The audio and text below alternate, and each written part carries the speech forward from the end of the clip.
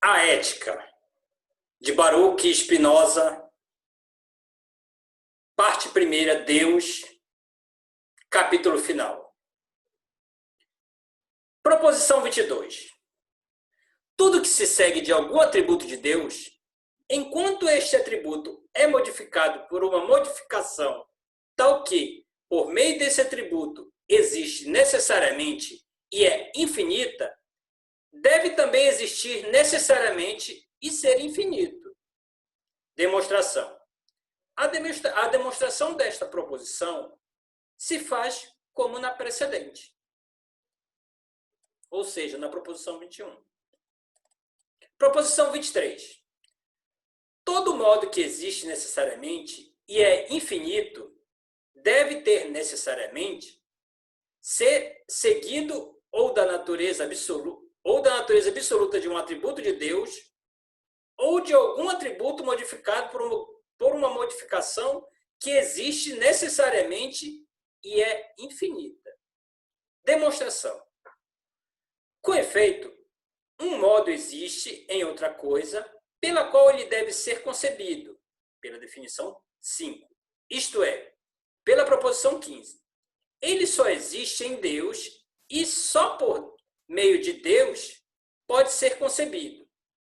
Se, portanto, concebe-se que um modo existe necessariamente e é infinito, cada uma dessas duas características deve necessariamente ser deduzida, ou seja, percebida por meio de algum atributo de Deus, enquanto esse atributo é concebido como exprimido a infinitude e a necessidade da existência, ou, o que é o mesmo, pela definição 8, a eternidade, isto é, pela definição 6 e pela proposição 19, enquanto esse atributo é considerado absolutamente.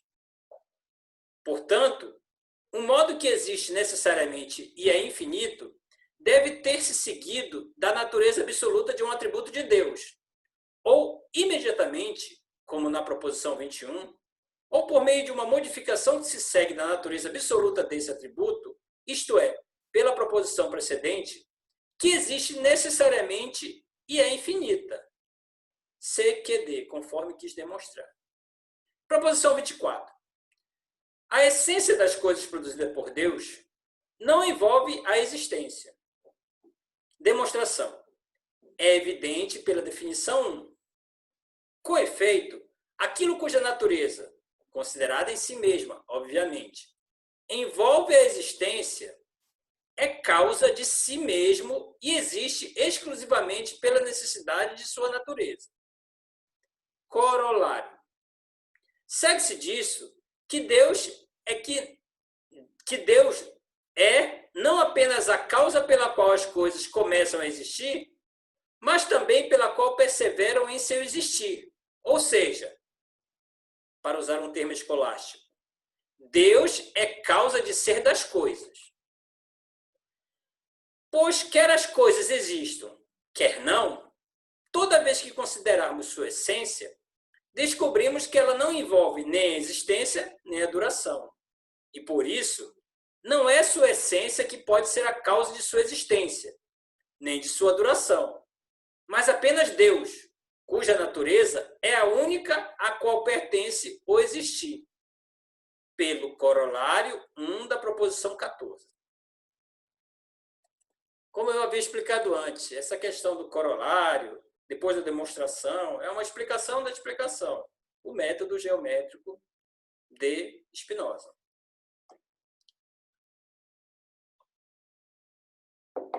Proposição 25. Deus é causa eficiente não apenas da existência das coisas, mas também de sua essência.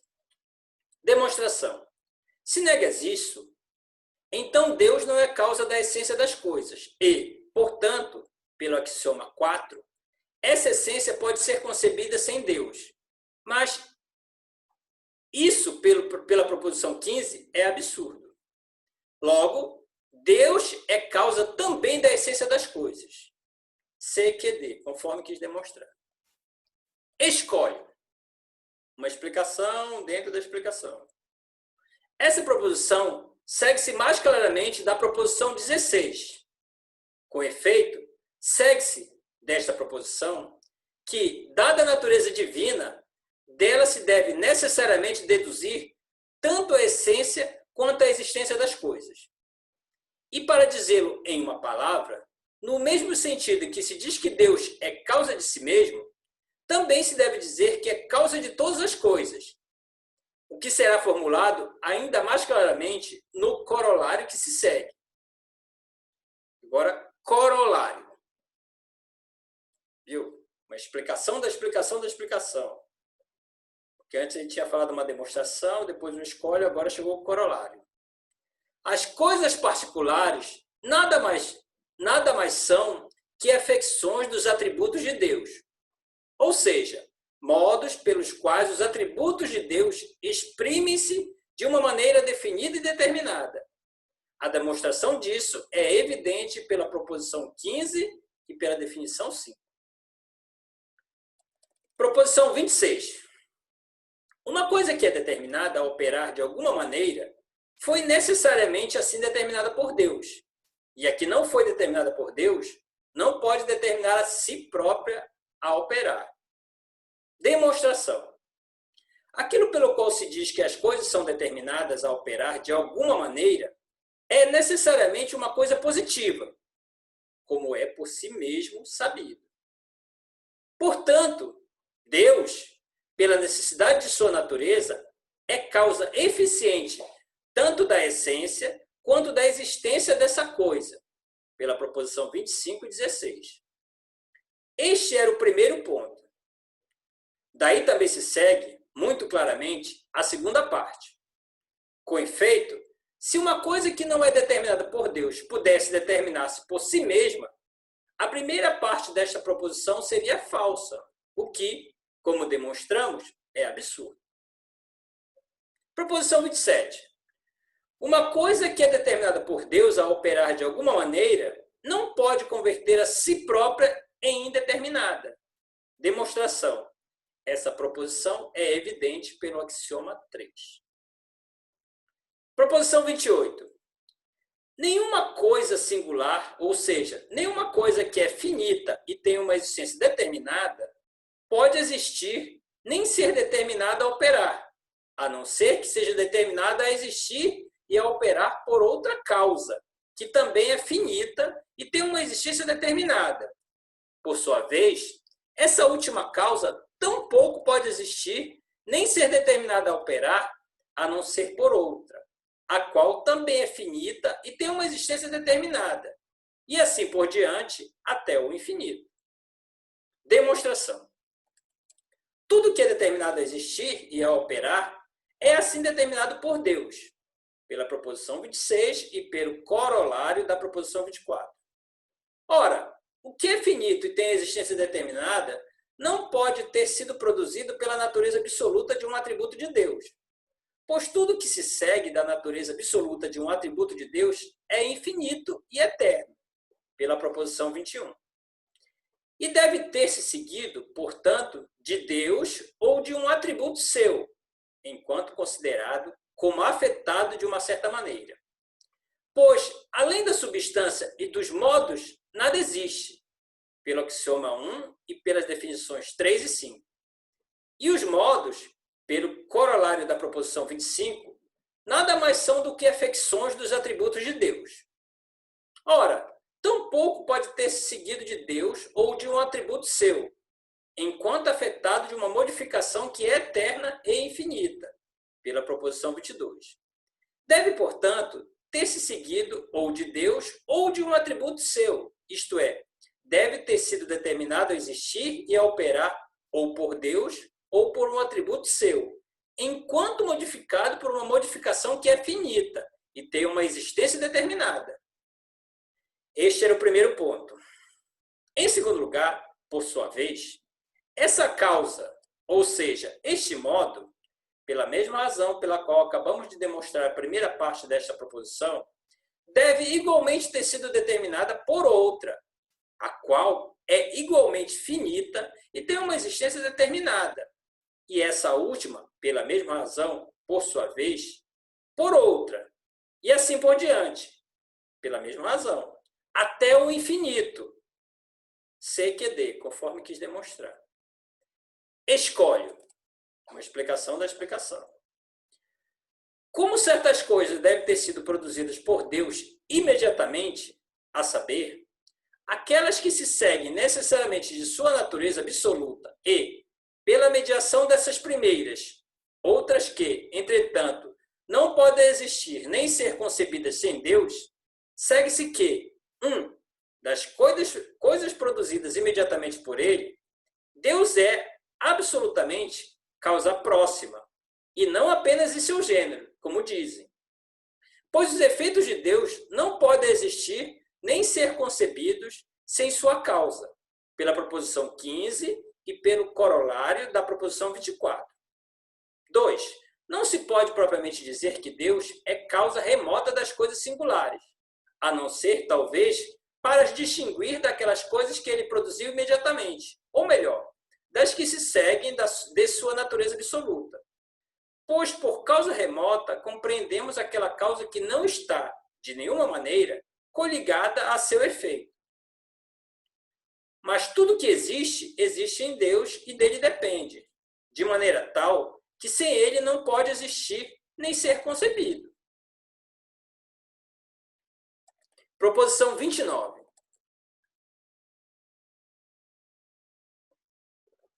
Nada existe na natureza das coisas que seja contingente. Em vez disso, tudo é determinado, pela necessidade da natureza divina a existir e a operar de uma maneira definida. Demonstração. Tudo que existe, existe em Deus, pela proposição 15. Não se pode, por outro lado, dizer que Deus é uma coisa contingente, pois, pela proposição 11, ele existe necessariamente e não contingentemente. Além disso, é também necessariamente e não contingentemente que os modos da natureza divina dela, que os modos da natureza divina dela se seguem, pela proposição 16. Quer se considere a natureza divina absolutamente, pela proposição 21, quer se considere como determinada a operar de uma maneira definida, pela proposição 27. Ademais, Deus é causa desses modos, não apenas enquanto eles simplesmente existem, pelo corolário da proposição 24, mas também pela proposição 26, enquanto se considera como determinados a operar de alguma maneira. Pois, se não são determinados por Deus, pela mesma proposição, é por impossibilidade e não por contingência que não determinam a si próprios.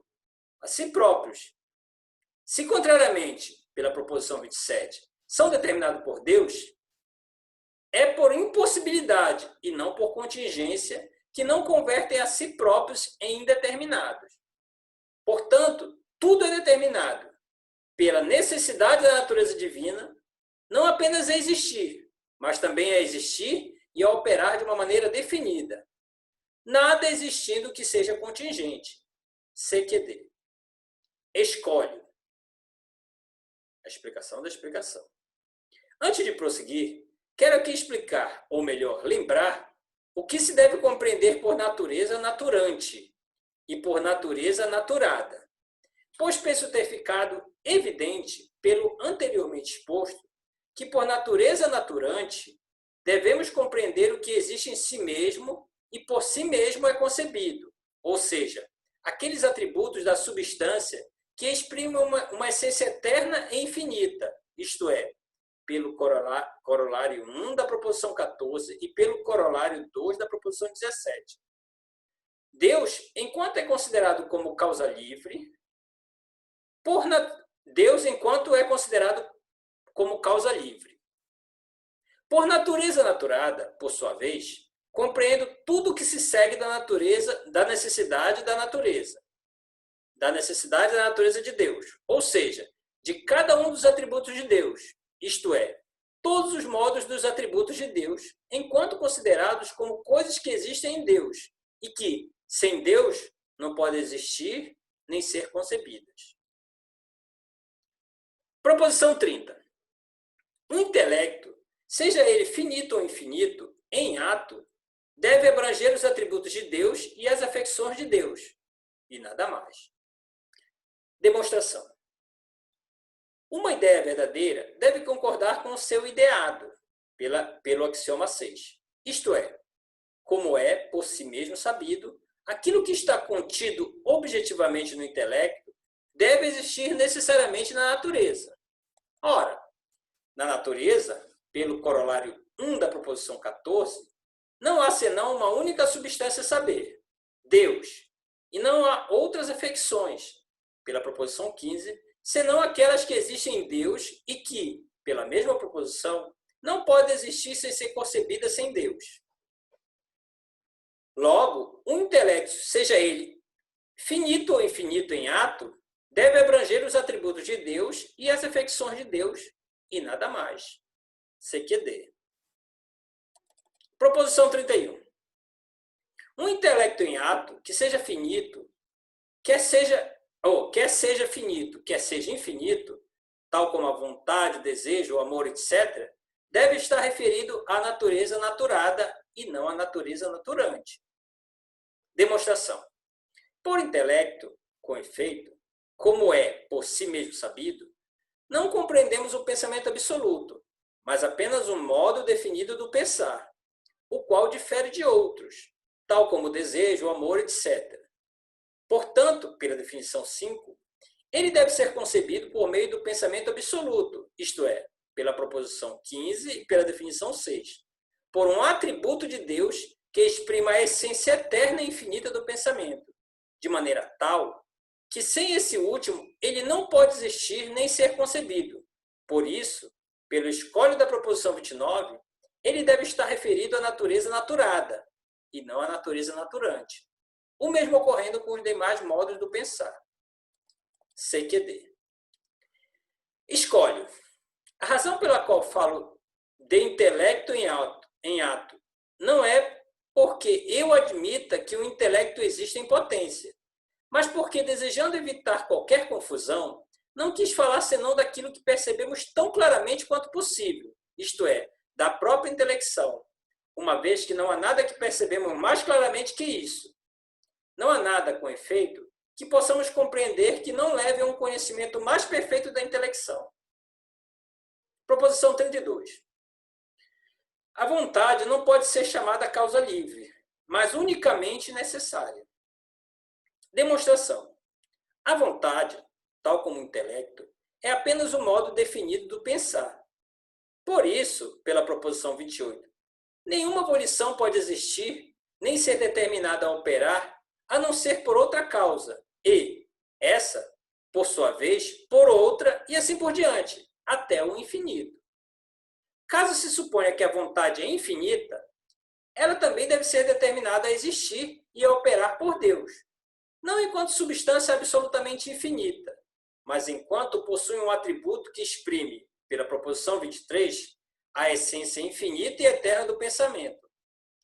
Assim, seja qual for a maneira pela qual a vontade é concebida, seja como finita, seja como infinita, ela requer uma causa pela qual seja determinada a existir e a operar. Portanto, pela definição 7, ela não pode ser chamada causa livre, mas unicamente necessária ou coagida. CQD. Corolário 1. Segue-se disso, em primeiro lugar, que Deus não opera pela liberdade da vontade. Corolário 2.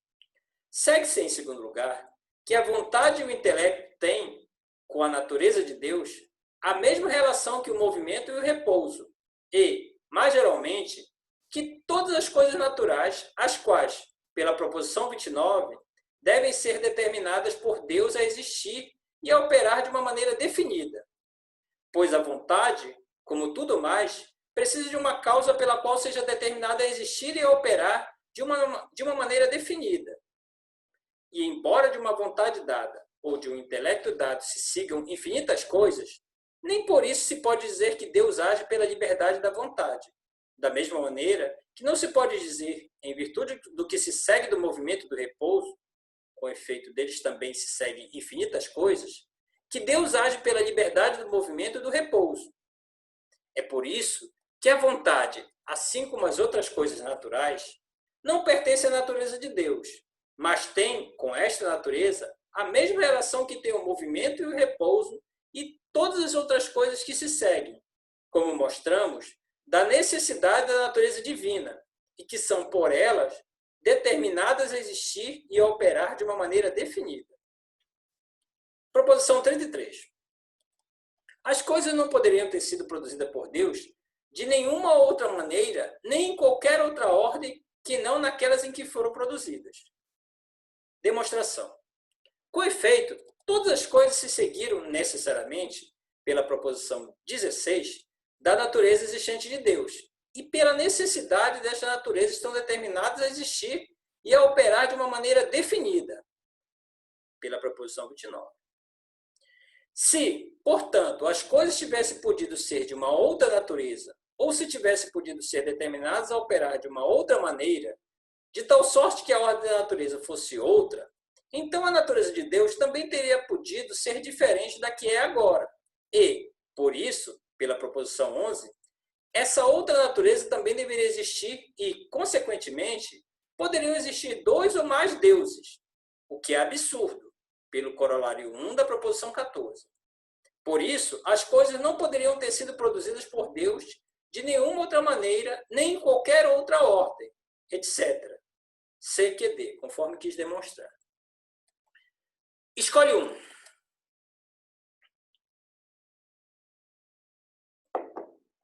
Tendo demonstrado com uma clareza mais do que meridiana que não há absolutamente nada nas coisas que faça com que possam ser ditas contingentes, quero agora explicar brevemente o que se deverá compreender por contingente.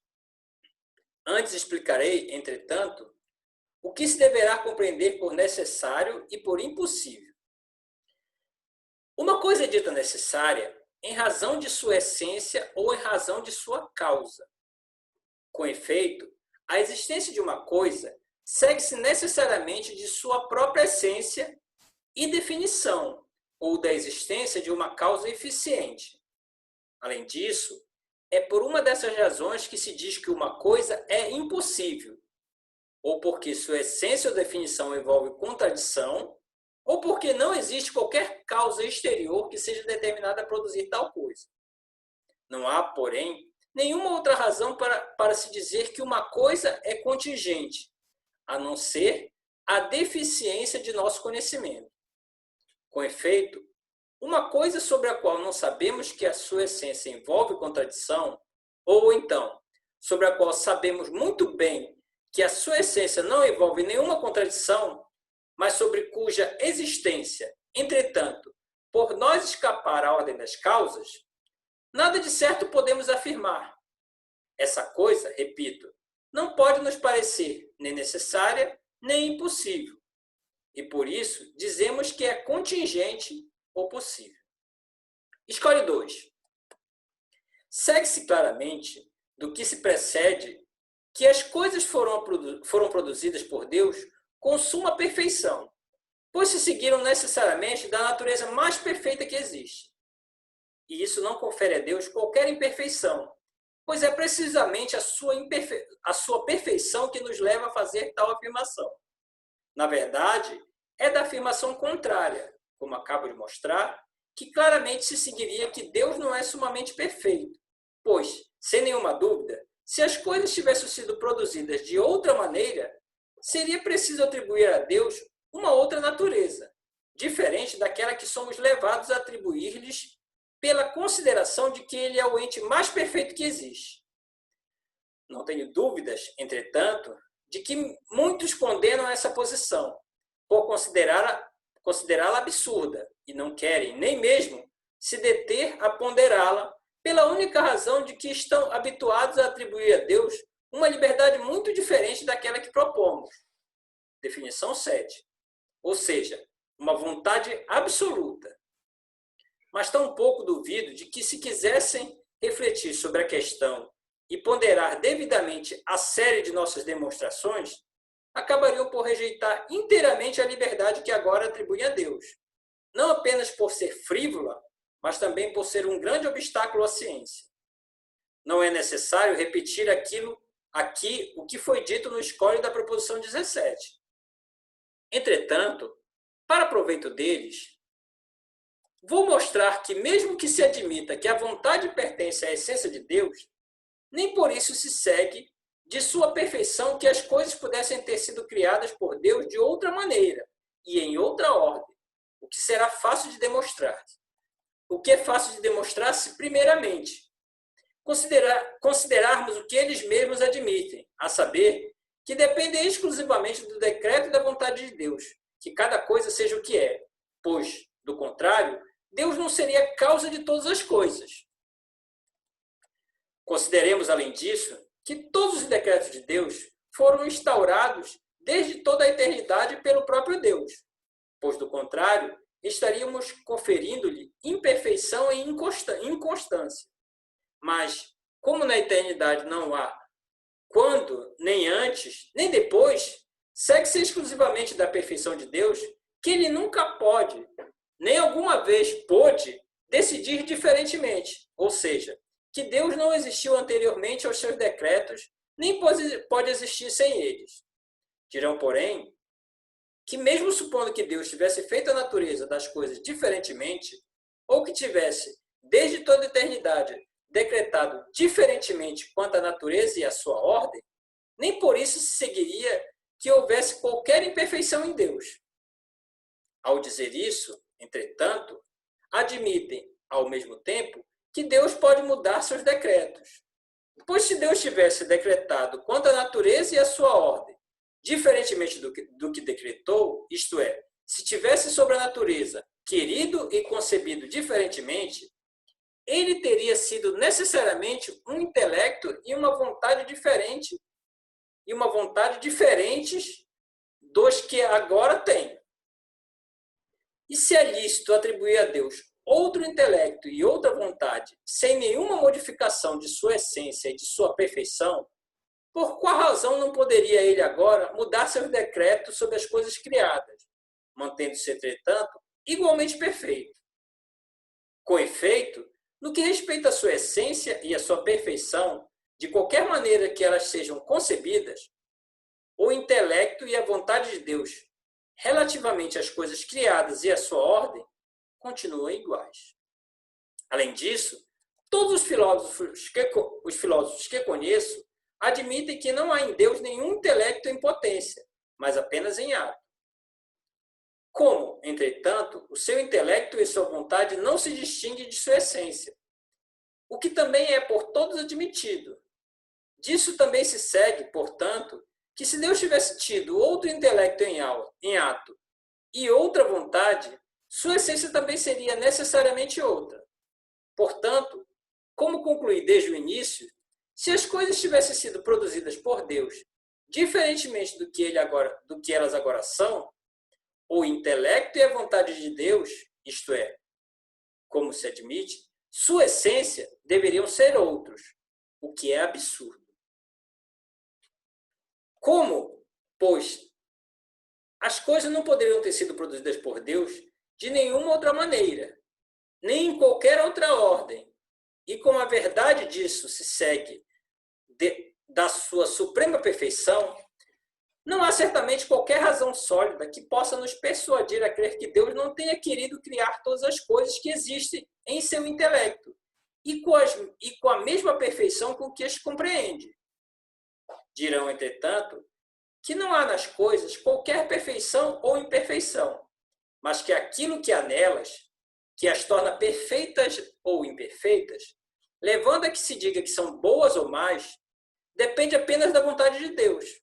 E, portanto, se Deus tivesse querido, poderia ter feito com que aquilo que agora é perfeição se tornasse a suprema imperfeição e vice-versa.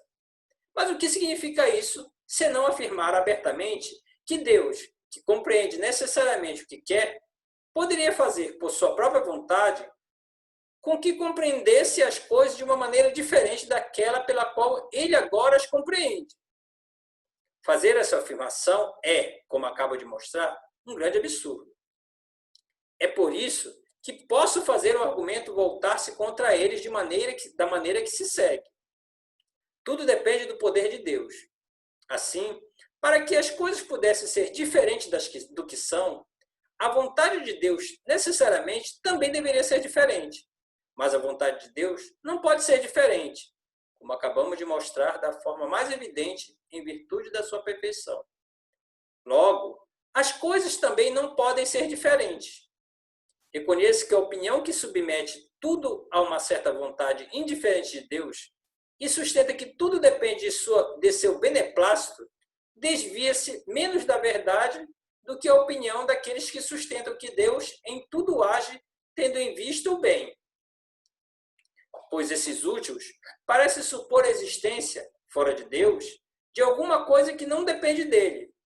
Uma coisa que, ao operar, ele toma como modelo, ou uma coisa a que ele visa como se fosse um alvo preciso. Mas isso significa, senão, submeter Deus ao destino. Não se poderia sustentar nada de mais absurdo a respeito de Deus, que é, como mostramos, a causa primeira e única causa livre, tanto da essência quanto da existência de todas as coisas. Por isso, não perderei tempo refutando tal absurdo. Proposição 34. A potência de Deus é a sua própria essência. Demonstração. Segue-se, com efeito, exclusivamente da necessidade da essência de Deus, que Deus é causa de si mesmo, pela proposição 11, e pela proposição 16 e seu corolário 1, causa de todas as coisas. Logo, a potência de Deus, pela qual ele próprio e todas as coisas existem e agem, é a sua própria essência, CQD. Proposição 35. Tudo aquilo que concebemos como estando no poder de Deus existe necessariamente. Demonstração. Com efeito, tudo aquilo que está no poder de Deus, pela proposição precedente, deve estar compreendido em sua essência de tal maneira que dela se siga necessariamente. E, portanto, existe necessariamente. CQD, conforme quis demonstrar. Última proposição desse capítulo. Proposição 36. Não existe nada de cuja natureza não se siga algum efeito. Demonstração. Tudo que existe exprime a natureza de Deus, ou seja, exprime a sua essência de uma maneira definida e determinada, pelo corolário da proposição 25, isto é, pela proposição 34. Tudo que existe exprime, de maneira definida e determinada, a potência de Deus, a qual é causa de todas as coisas e, portanto, pela proposição 16, de tudo que existe deve seguir-se algum efeito. CQD, conforme quis demonstrar.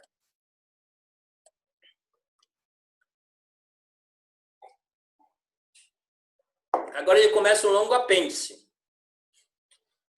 Com isso, expliquei a natureza de Deus e suas propriedades, que existe necessariamente, que é o único, que existe e age exclusivamente pela necessidade de sua natureza, que, e de que modo, é causa livre de todas as coisas, que todas as coisas existem em Deus e dele dependem de tal maneira que não podem existir nem ser concebidas sem ele, que, enfim, todas as coisas foram predeterminadas por Deus, não certamente pela liberdade de sua vontade, ou seja, por seu absoluto beneplácito, mas por sua natureza absoluta, ou seja, por sua infinita potência. Além disso, sempre que tive oportunidade, preocupei-me em afastar os preconceitos que poderiam impedir que minhas demonstrações fossem compreendidas. Mas, como restam ainda não poucos preconceitos que também poderiam e podem impedir, e muito, que se compreenda a concatenação das coisas, tal como expliquei, pensei que valeria a pena submetê-los aqui ao escrutínio da razão. Ora, todos os preconceitos que aqui me proponho a expor dependem de um único a saber, que os homens pressupõem, em geral, que todas as coisas naturais agem tal como eles próprios, em função de um fim, chegando até mesmo a dar como assentado que o próprio Deus dirige todas as coisas tendo em vista algum fim preciso, pois dizem que Deus fez todas as coisas em função do homem, e fez o homem, por sua vez, para este lhe prestar culto, para que este lhe prestasse culto. É esse preconceito, portanto, que antes de mais nada considerarei, procurando saber, em primeiro lugar, por que a maioria dos homens se conforma a esse preconceito e por que estão todos assim tão naturalmente propensos a abraçá-lo. Mostrarei depois sua falsidade e, finalmente, como dele se originaram os preconceitos sobre o bem e o mal, o mérito e o pecado, o louvor e a desaprovação, a ordenação e a confusão, a beleza e a feiura e outros do mesmo gênero.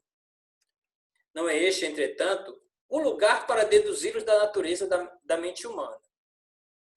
Será suficiente aqui que eu tome como fundamento aquilo que deve ser reconhecido por todos, a saber, que todos os homens nascem ignorantes por causas das coisas e que todos tendem a buscar o que lhes é útil, estando conscientes disso. Com efeito, disso se segue, em primeiro lugar, que por estarem conscientes de suas volições e de seus apetites, os homens se creem livres, mas nem em sonho pensam nas causas que os dispõem a ter essas vontades e esses apetites, porque os ignoram. Segue-se, em segundo lugar, que os homens agem em tudo em função de um fim, quer dizer, em função da coisa útil que apetecem. É por isso que, enquanto as coisas acabadas, eles buscam sempre saber apenas as causas finais, satisfazendo-se por não terem qualquer outro motivo para duvidar, em saber delas por ouvir dizer.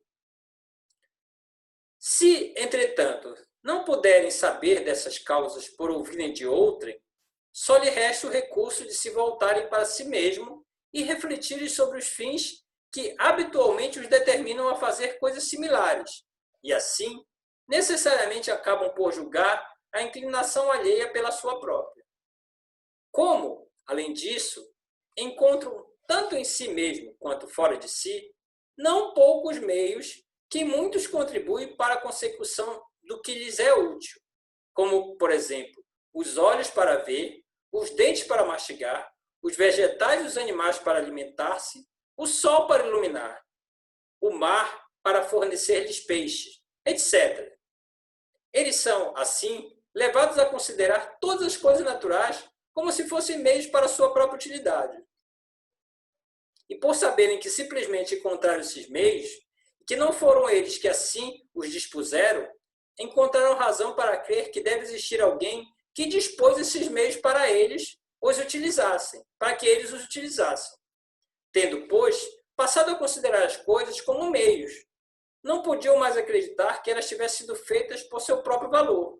Em vez disso, com base nos meios de que costumam dispor para seu próprio uso, foram levados a concluir que havia um ou mais governantes da natureza, dotados de uma liberdade humana, que tudo havia providenciado para eles e para seu uso. Tinham feito todas as coisas. E por nunca terem ouvido falar nada sobre a inclinação desses governantes, eles igualmente tiveram que julgá-la com base na sua, sustentando como consequência que os deuses governam todas as coisas em função do uso humano, para que os homens lhe fiquem subjugados e lhe prestem a máxima reverência. Como consequência, cada homem engendrou, com base em sua própria inclinação, diferentes maneiras de prestar culto a Deus, para que Deus o considere mais que os outros e governe toda a natureza em proveito de seu cego desejo e de sua insaciável cobiça. Esse preconceito transformou-se assim em superstição e criou profundas raízes em suas mentes, fazendo com que cada um dedicasse o máximo de esforço para compreender e explicar as causas finais de todas as coisas. Mas, ao tentar demonstrar que a natureza nada fez em vão, isto é, não faz nada que não seja para o proveito humano, eles parecem ter demonstrado apenas que, tal como os homens, a natureza e os deuses também deliram. Peço-lhes que observem a que ponto se chegou. Ao lado de tantas coisas agradáveis da natureza, devem ter encontrado não poucas que são desagradáveis, como as tempestades, os terremotos, as doenças, etc.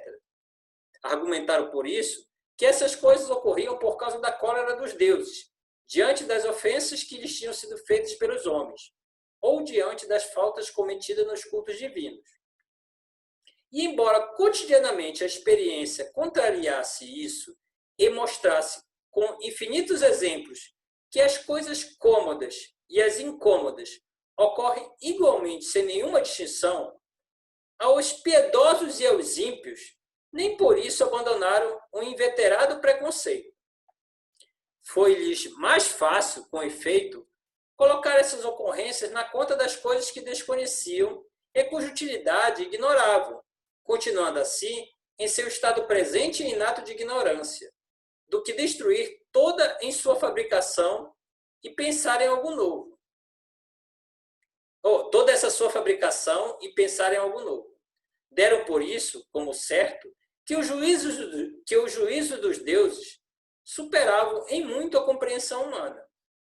Essa razão teria sido, sozinha, realmente suficiente para que a verdade ficasse para sempre oculta ao gênero humano. Se a matemática, que se ocupa não de fins, mas apenas das essências das figuras e de suas propriedades, não tivesse mostrado aos homens outra norma de verdade. Seria possível assinalar, além da matemática, ainda outras razões, seria supérfluo enumerá-las aqui, que podem ter levado os homens a tomarem consciência desses preconceitos comuns, conduzindo-os aos verdadeiros conhecimentos das coisas. Creio, com isso, ter explicado suficientemente o primeiro ponto que anunciei. Mas, para demonstrar agora que a natureza não tem nenhum fim que lhe tenha sido prefixado e que todas as causas finais não passam de ficções humanas, não será necessário argumentar muito. Creio, com efeito, que isso já foi suficientemente estabelecido tanto pela exposição das causas e dos fundamentos, nos quais, como mostrei, esse preconceito tem sua origem, quanto pela proposição 16 e pelo corolário 1 e 2 da proposição 32, bem como, ainda, por todas as demonstrações em que provei que tudo na natureza procede de uma certa necessidade eterna e de uma perfeição suprema. Mas afirmo, ainda, que essa doutrina finalista inverte totalmente a natureza, pois considera como efeito aquilo que é realmente causa e vice-versa. Além disso, converte em posterior o que é, por natureza, anterior. Enfim, transforma em imperfeito o que é supremo e perfeitíssimo.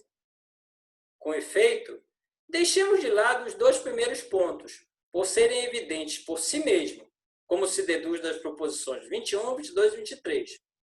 O efeito mais perfeito é o que é produzido por Deus imediatamente.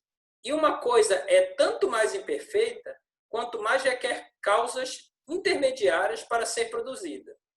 Mas se as coisas que são produzidas por Deus imediatamente tivessem sido feitas para que Deus cumprisse um fim seu, então essas coisas feitas por último, e em função das quais as primeiras teriam sido feitas, seriam necessariamente as melhores de todas. Além disso, essa doutrina suprime a perfeição de Deus, pois se ele age em função de um fim, é porque necessariamente apetece algo que lhe falta. E, embora os teólogos e os metafísicos distinguam entre o fim de falta, para preencher uma falta própria, e o fim de assimilação, para satisfazer uma necessidade alheia, eles reconhecidamente afirmam, entretanto, que Deus fez todas as coisas em função de si mesmo, e não em função das coisas a serem criadas, pois, além de Deus, não podem assinalar nenhuma outra coisa em função da qual, antes do ato da criação, ele tivesse agido. São, assim, necessariamente forçados a admitir que Deus não dispunha daqueles seres em proveito dos quais ele supostamente poderia ter querido e desejado providenciar os referidos meios. Conclusão que é evidente por si mesma. É preciso não deixar de mencionar que os partidários dessa doutrina, os quais, ao atribuir um fim às coisas, quiseram dar mostras de sua inteligência, introduziram um novo modo de argumentação para prová-la, a saber, a redução não ao impossível, mas à ignorância, o que mostra que essa doutrina não tinha outro meio de argumentar. Com efeito, se, por exemplo, uma pedra cair de um telhado sobre a cabeça de alguém, matando-o, é da maneira seguinte que demonstrarão que a pedra caiu a fim de matar esse homem. Se a pedra não caiu por vontade de Deus com esse fim, como se explica que tantas circunstâncias, pois realmente é com frequência que se juntam simultaneamente muitas circunstâncias, possam ter se juntado por acaso? Responderás, talvez, que isso ocorreu porque ventava e o homem passava por lá. Mas eles insistirão. Por que ventava naquele momento? E por que o homem passava por lá naquele exato momento? Se respondes, agora que se levantou um vento naquele momento, porque no dia anterior, enquanto o tempo ainda estava calmo, o mar começou a se agitar, e que o homem tinha sido convidado por um amigo. Eles insistirão ainda, pois as perguntas não terão fim. Por que então o mar estava agitado? E por que o homem tinha sido convidado justamente para aquele momento? E assim por diante, não parando de perguntar pelas causas das causas até que, finalmente, recorras ao argumento da vontade de Deus. Esse refúgio da ignorância. Assim, igualmente, quando observam a construção do corpo humano, ficam estupefatos e, por ignorarem as causas de tamanha arte, concluem que foi construído não por arte mecânica, mas por arte divina ou sobrenatural, e, igualmente por esta arte, foi constituído de tal forma que uma parte não prejudicasse a outra. E é por isso que quem quer que busque as verdadeiras causas dos milagres e se esforce por compreender as coisas naturais como um sábio, em vez de se deslumbrar como um tolo, é tido aqui e ali por herege e ímpio, tendo como tal, proclamado por aqueles que o vulgo adora como intérpretes da natureza e dos deuses, e sendo como tal proclamado por aqueles que o vulgo adora como intérpretes da natureza e dos deuses, pois eles sabem que, uma vez suprimida a ignorância, desaparece também essa estupefação, ou seja, o único meio que eles têm para argumentar e para manter sua autoridade. Deixa, entretanto, isso de lado e passo ao ponto que me dispus a tratar em terceiro lugar.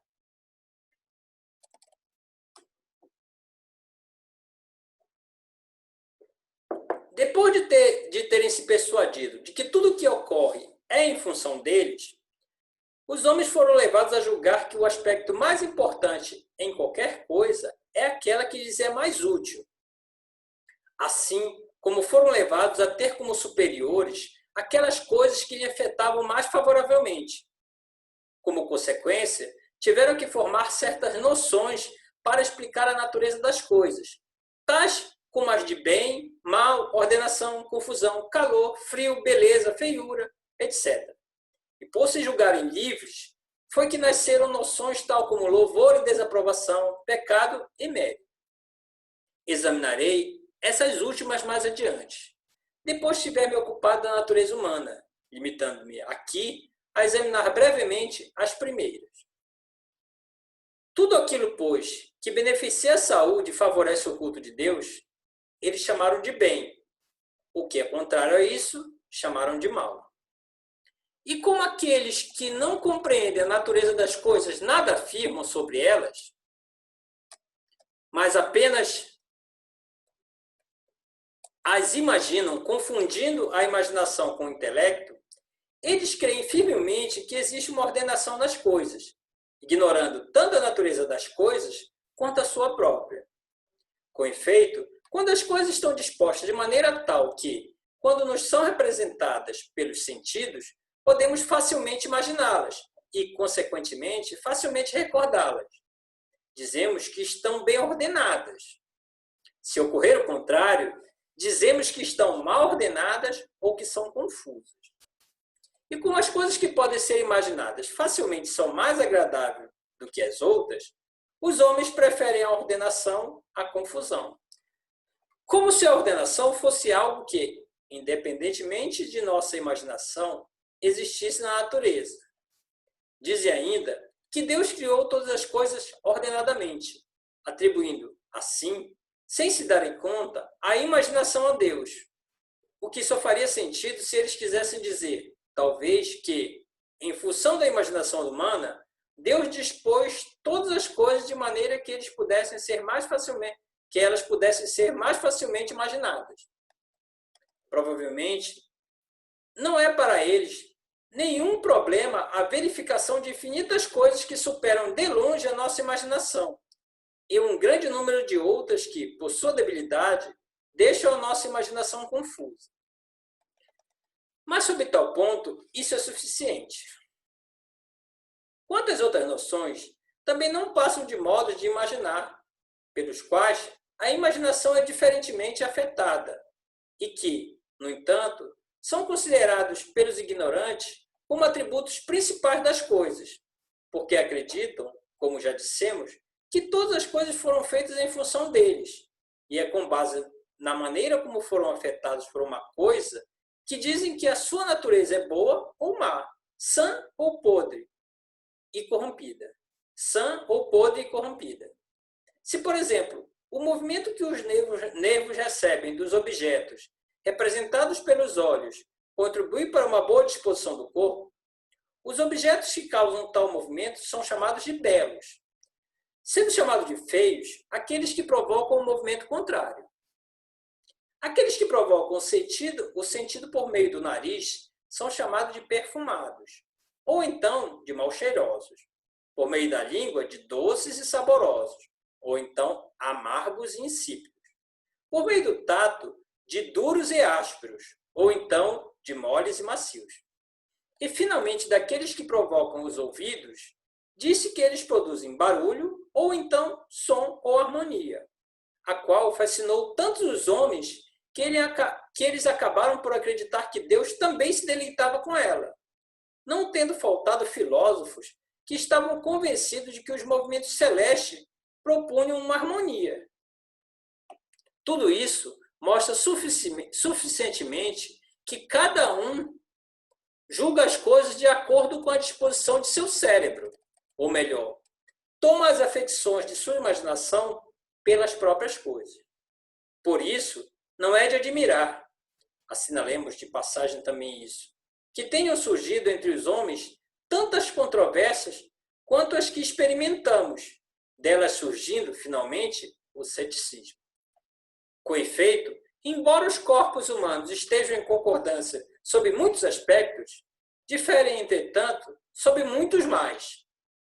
Por isso, o que a um parece bom, a outro parece mal. O que a um parece ordenado, a outro parece confuso.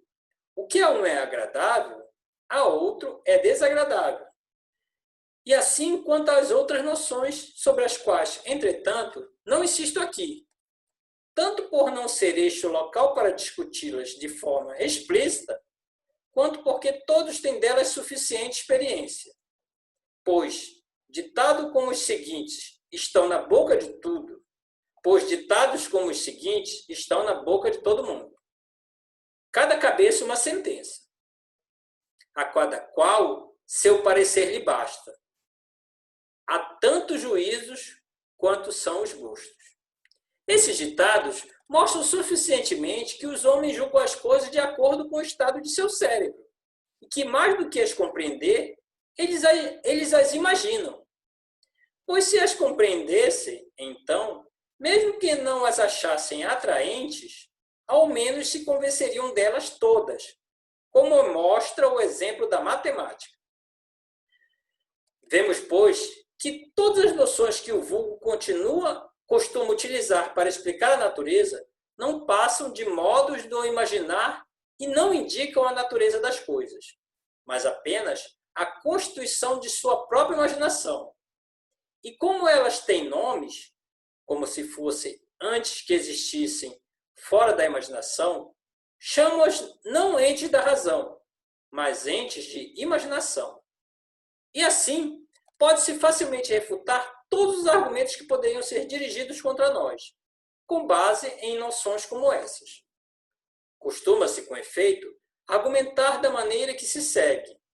Se todas as coisas se seguiram da perfeitíssima natureza de Deus, de onde provém, então, tantas imperfeições na natureza, tais como a deterioração das coisas, ao ponto de se tornarem mal cheirosas, a feiura que causa repugnância, a confusão, o mal, o pecado, etc.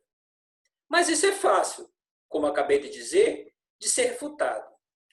Pois a perfeição das coisas deve ser avaliada exclusivamente por sua própria natureza e potência. Elas não são mais ou menos perfeitas, porque agradem ou desagradem os sentidos dos homens, ou porque convenham à natureza humana ou a contrariem. Aqueles que, entretanto, perguntarem por que Deus não criou os homens de maneira que eles se conduzissem exclusivamente pela via da razão, respondo simplesmente: não foi por ter faltado a Deus matéria para criar todos os tipos de coisas, desde aquelas com o mais alto grau até aquelas com o mais baixo grau, ao mais baixo grau de perfeição. Ou, para falar mais propriamente, foi porque as leis da natureza, sendo tão amplas, bastaram para produzir todas as coisas que possam ser concebidas por um intelecto infinito, como demonstrei na proposição 16. Esses são os preconceitos que me propus assinalar. Se restarem ainda outros do mesmo gênero, cada um poderá, com um pouco de reflexão, corrigi-los. Fim. Só quero dar fazer um pequeno adendo a esse final, tá? Mostrar que muita gente vê o apêndice como uma explicação de tudo aquilo que ele falou antes. Mas percebam a genialidade de Spinoza. Tudo aquilo que ele colocou antes do apêndice, na realidade, foram definições do seu entendimento de Deus. E essa outra explicação, essa parte final aqui, esse apêndice, ele parece só argumentar um pouco mais a respeito da sua opinião. Mas se nós quisermos entender os conceitos que ele estabelece, temos que ler a obra toda. Então, com isso a gente termina aqui a primeira parte da Ética de Spinoza.